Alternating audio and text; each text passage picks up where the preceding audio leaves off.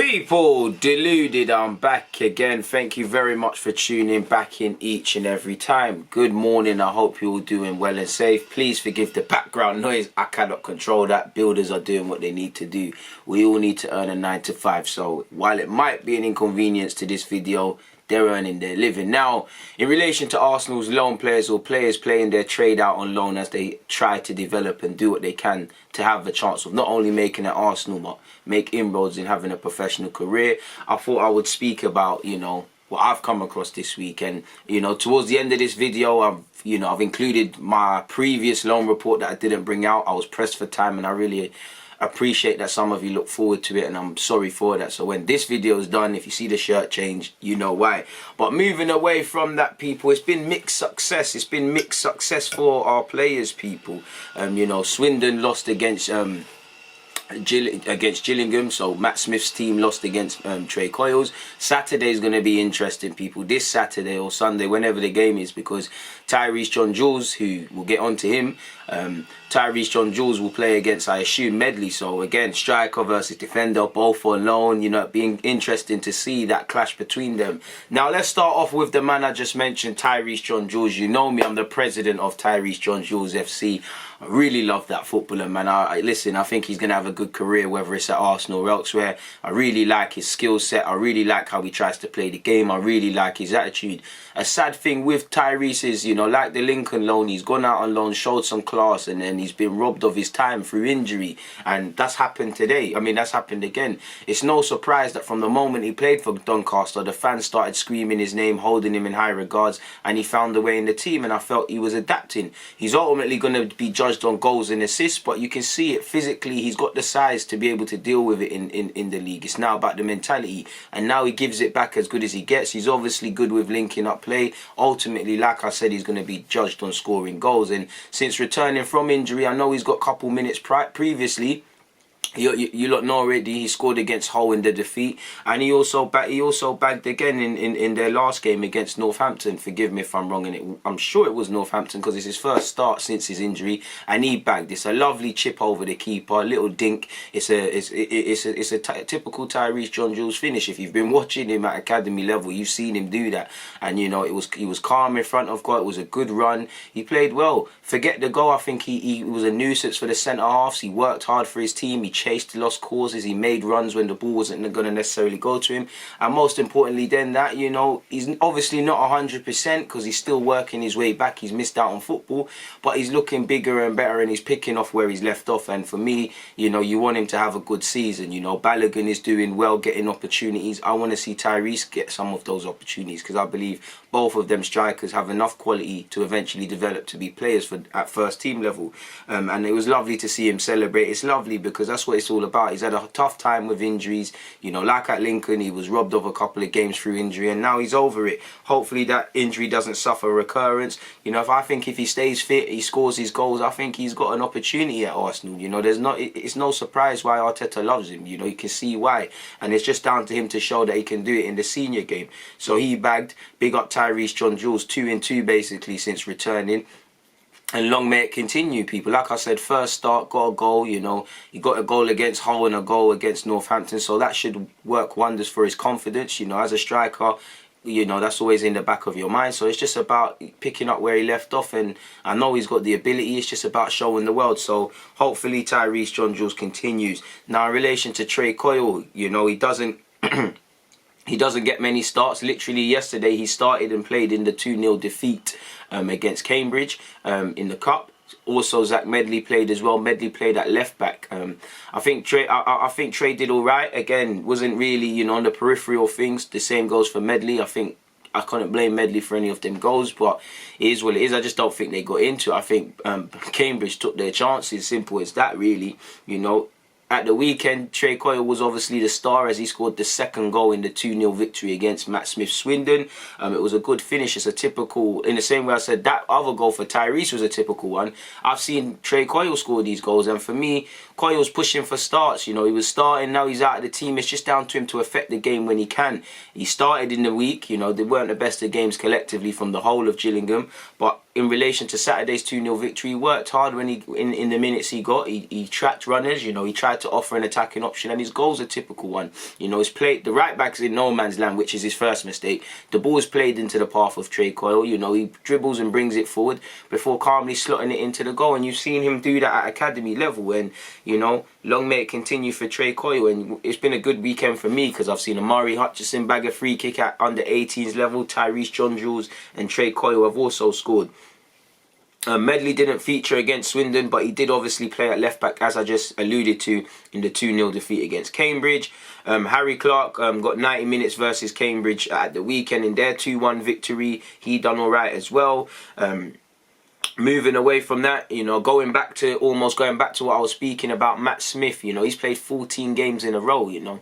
That's why I love getting out of the 23s game, because what you've seen about Matt Smith, he's always in the lineup. He's played 14 games in a row. He's showed a base level of consistency. That's what you need to do to give people confidence. We all know Matt Smith has consistency at academy level, but can you replicate it? So far he can. You know, can a manager have his trust? So, you know, he's been thrown in for 10 plus games. He's shown a base level of performance. 9 times out of 10, he's one of Swindon's highest performers, even on the best of days, because there has been some wobbles. Like I said, he lacked. Like I said, they lost.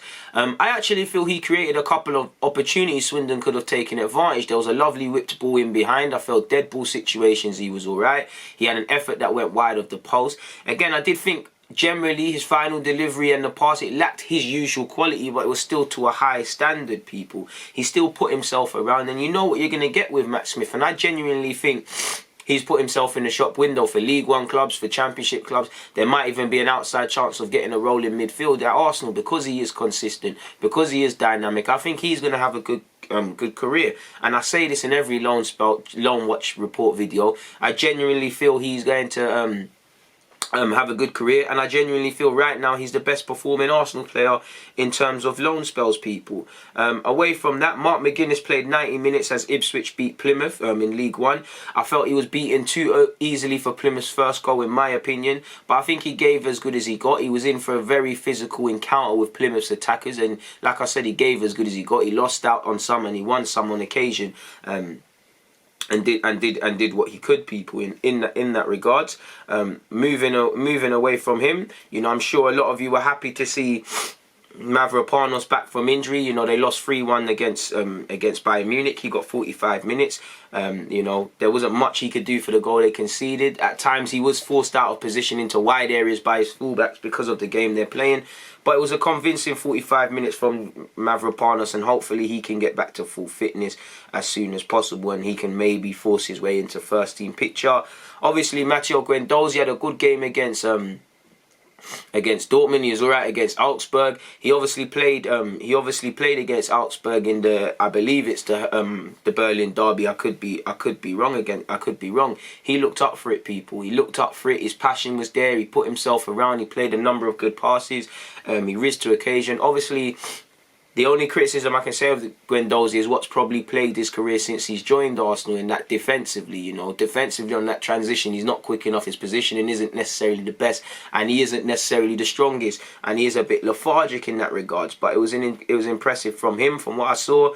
In relation to James Olayinka, at the time of making this, you know, for his side, Southend, they can't buy a win at this moment in time. They drew 0-0 against Stevenage, which isn't going to help them in relation to their relegation fight. He was all right in the minutes he played as well. He didn't stand out, but he didn't stand out for being amazing, but he didn't stand out for being poor. He put himself around. He tried to bring it to the opposition. He played a couple of tricky passes, but the fact is his team drew 0-0, dropped 2 points. They've picked up just 6 points from 15 games this season. So this is what I mean when I say, for these young players, this is all, I'm sure, as I've been speaking about this, or as I've been doing this week in, week out, they've all had mixed experiences, you know. Matt Smith, everything's gone right, it can all go wrong. You know, Trey Coyle, in and out the team. You know, Olayinka in a relegation battle.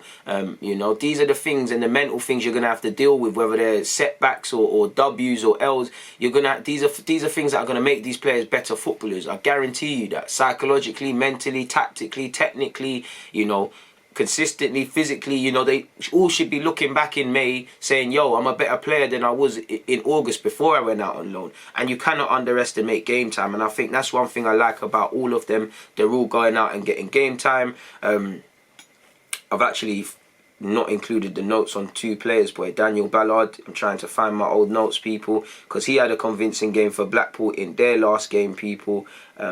And, you know, Ballard is obviously out here playing for Northern Ireland and things like that. He's someone I feel will probably move on at the end of the season purely because, purely because, you know, he's 21 years of age. I think he's played himself into the shop window. I'm trying to find my notes, people. I apologise. As you lot know, Ballard has made 4 appearances. And the key thing for Ballard as well is to stay fit, because he went out at Swindon last year and he got injured. And how much of his progress did he miss out in that regards, people? I guess we'll never be able to truly comprehend it or anything in that regards, people. And, you know, I'm particularly looking at the centre halves, because you've got Medley, you've got Ballard, you've got McGuinness, you've got Clark, you know, Mavropanos, technically, if you want to throw him into the fray, if you want to throw him into the fray, you've got him.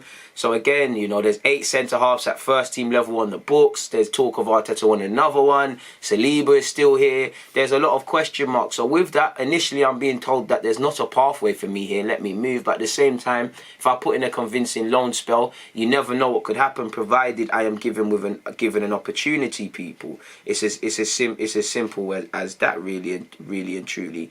You know, there isn't much more to say in that regard. I can't find my notes on the last time Ballard actually played, but to my information, just looking, he actually hasn't featured against Fleetwood twice. You know, they lost. Blackpool lost to Fleetwood Town on penalties. They lost on penalties yesterday, literally. So that's not good for our team.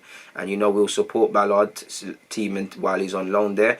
And they also played Plymouth midweek. I mean, they've also played Fleetwood Town in midweek, and again, Daniel Ballard didn't play. I assume that's through injury. I'm sure he played against Portsmouth, because I spoke about him in my last loan report, or the loan report to come out at the end of this video. They're both in the same thing. Yeah, he was. So let's actually assess why he wasn't there, people, in the last 2 games. It saved me, because I'm pretty sure I had notes on him. Must be due to injury, people. And I know Ben Sheaf was on the bench for the midweek clash. And ironically, you're seeing apparently Blackpool are desperate to strike a deal with Arsenal to keep Daniel Ballard on loan, apparently, according to the Blackpool Gazette, people. And apparently he was described as a warrior by their manager as well. Himself has said, you know, I've probably learned the most in my career in a relatively short period. I've had a lot of ups and downs. That's why I've come out on loan, to experience what the real world of football is like. And that's it. These academy games are structured, you know. Yesterday against Wimbledon, I'm going to save the analysis for that game, but against Wimbledon, you know, Joe Lopez taking poor throw-ins. You know, Joe Lopez playing a pass inside. They both directly led to goals. Akinola, 2 silly bookings like with Saliba. These are lessons that you can get away with at 23's level. There's no hiding place. And for Ballard, it's right. This is what the real world's about. Blackpool are trying to achieve stuff. There's grown men that don't care that you're a young player trying to learn the trade. They see it as you're stealing my job. In any walk of life, that's how people look in the working office. Nobody wants you to take their role or do it better than them. And that's what it's about. And it's damning, you know. I've probably learned, you know, in a short period of time. The man said he's learned a lot. What are you going to, 23's football? Yeah, you can learn a lot from Steve Bold in the centre half, and there might be the occasional training session with Arteta, and sometimes when you're close to the circuit you can get opportunities, but minutes are currency, especially for a young defender. For me, all the young defenders that have gone out on loan, they've given themselves half a chance of having a decent career, because you can say, oh, what, Arsenal, he's young, he's been through Arsenal's academy, I'm listening. But he's gone on loan to League One. Okay, so he's got the education of Arsenal and the ball playing, and he's got a bit of experience because he's been in the harsh reality. I have confidence he might be a decent player. Let me take a chance. Versus if you're 21 years of age, like say Ballard didn't go on loan, a team in League One or the Championship, they might say, oh, who's that? Centre half from Arsenal? Let me see him. He hasn't got experience. We're 15th in the league table. I need to put right form together. I can't really do the development thing. I need instant results now. So you'd probably have more confidence in the man with experience. So you can't take that away. You know, he's learning a lot up north, people, you know. And to be fair, way before he's even made a professional appearance for Arsenal, he's made appearances for Swindon Town and also Blackpool. He's been capped 5 times from Northern Ireland, you know. he's doing his thing, man. Good luck to him. Hopefully he can keep progressing. Ben Sheaf is another one who is at Coventry and I think needs to go out on loan and play, well, leave permanently and play permanent football. As you lot know, he's 22 years of age and I'm trying to find my notes on him, but I cannot find them. So we're just going to have to do this manually, people. You know, and to be fair, in relation to Ben Sheaf, he's been doing all right for himself at Coventry. There's been mixed performances in midfield. Sometimes he sank, sometimes he swam. But generally, I think he's showing some consistency as well, people, in his game. And doing what he can, in all he can. Ben Sheaf was an unused substitute in the 0-0 game against Luton Town. Luton have a couple of good young players who I wish Arsenal were looking at as well. Against Rotherham on Saturday in the 3-1 victory, you know, Ben Sheaf was also on the bench and played no minutes. So again, it's been hard to come by. There's got to be a reason as to why he lost his place in the team. It's probably the Norwich performance in that I think he was a bit mixed in that. I think he had a good performance. He swept up well in the 60 odd minutes he got. Maybe it's a case of, you know, he's had a bit of a dip because he started off well and he's had some good performances and some shaky ones, but he's not played the last 2 games. And, you know, if you're Ben Sheaf or you're Trey Coyle and you're in and out the side, you have to ask yourself why. You know, if you're Olayinka, you know, how do I show the manager I can fight and he can rely on me to try and stay in this league? If you're Ballard, what can you do for Blackpool? You know, Medley, what can you learn from these mistakes playing against these League One strikers and these experienced strikers? For Tyrese John-Jules, can you shoulder the expectation of being a consistent goal scorer for a team that's trying to get out of League One and do things beyond that? Because with all these clubs, they know that you are young players, but they don't care. Fans don't care. They just want to see instant impact right now. Obviously, expectations are tempered, but you get the point. As I said, I think all of these young players are setting themselves up for good futures. You know, Matt Smith goes from strength to strength. It's a return and a goal from injury for Tyrese John-Jules. You know, I can't ask for more, people. I'll be back again with my opinions on our players out on loan. But for now, please make sure you hit the like button. Please make sure you're subscribed. If you've got any opinions, please comment. For now, DG, I'm out.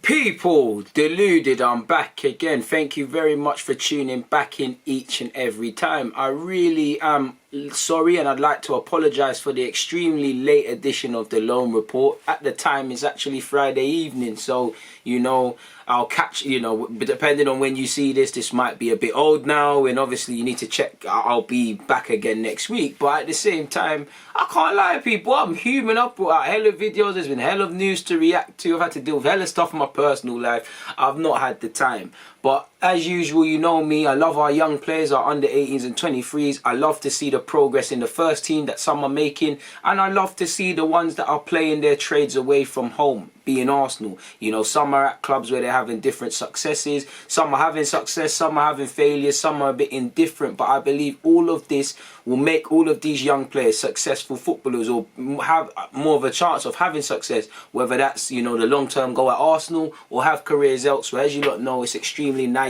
to assume everybody is going to make it at this football club. Let's start with one of my favourites, someone I clearly have a lot of bias to, Tyrese John-Jules. The man scores goals. Sadly, like his loan at Lincoln, you know, he's been disrupted by an injury.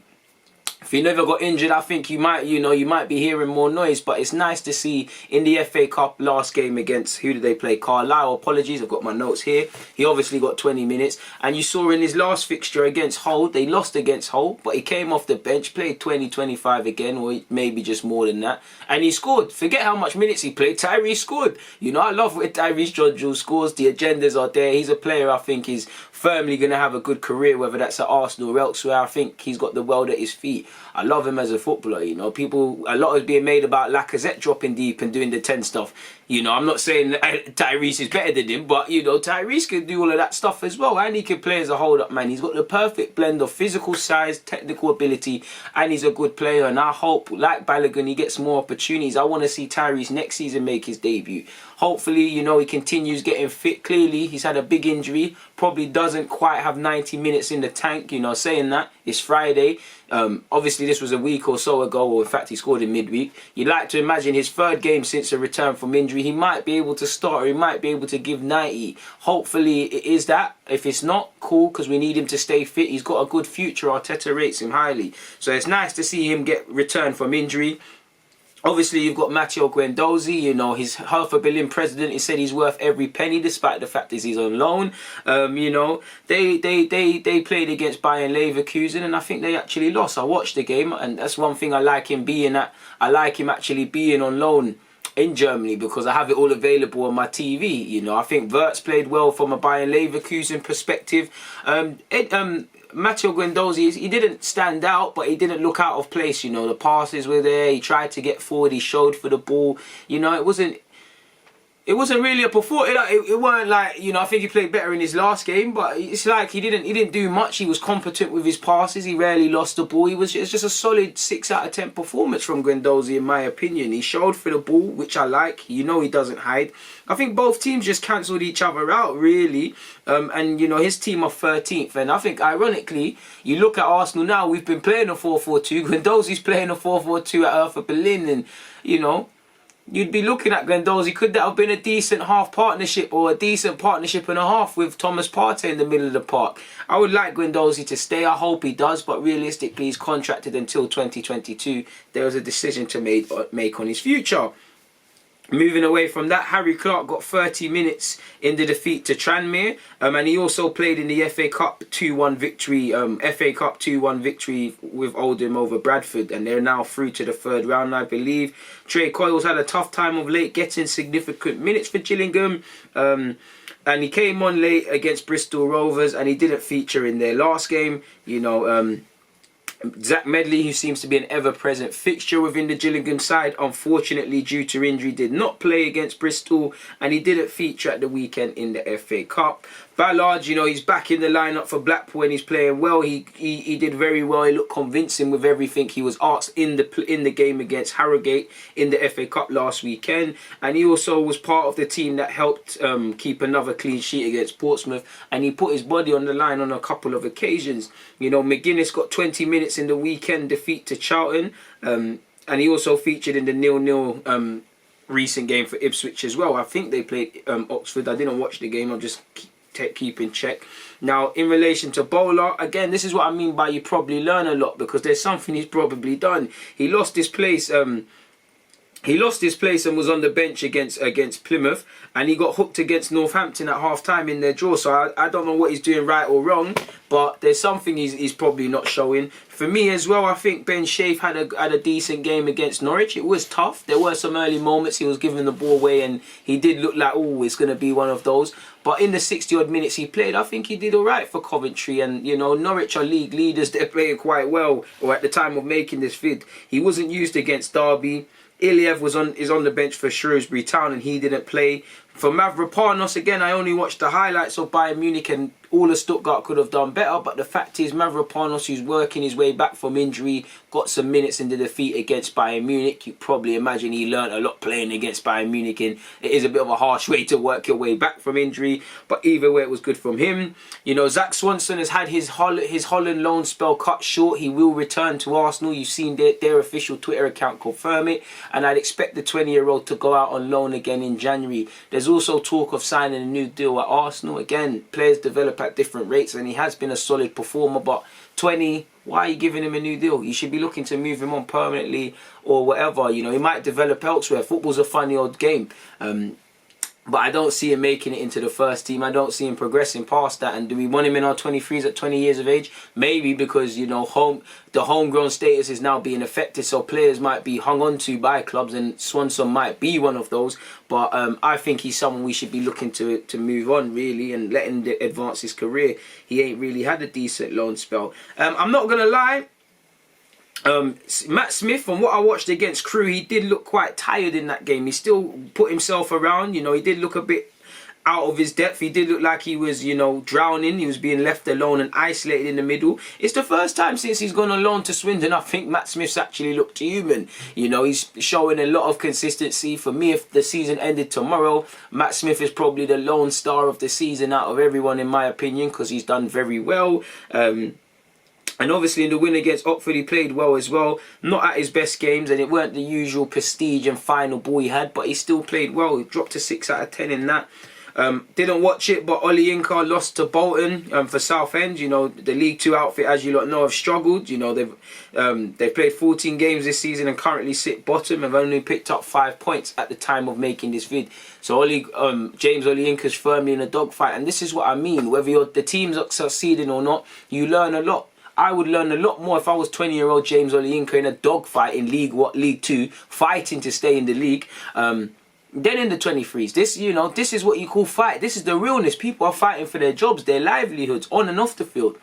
You know, someone like Trey Coyle, who hasn't had too many minutes of late at Gillingham, you're going to learn a lot. Why doesn't the manager rate me and whatnot, and things like that? All of these players are going to learn a lot, and I salute all of these players for going out on loan, especially the young ones, you know, excluding the Mavropanos, the Guendouzis. You know, I purposely don't speak about Terrera in these loan watches just because there's simply no point.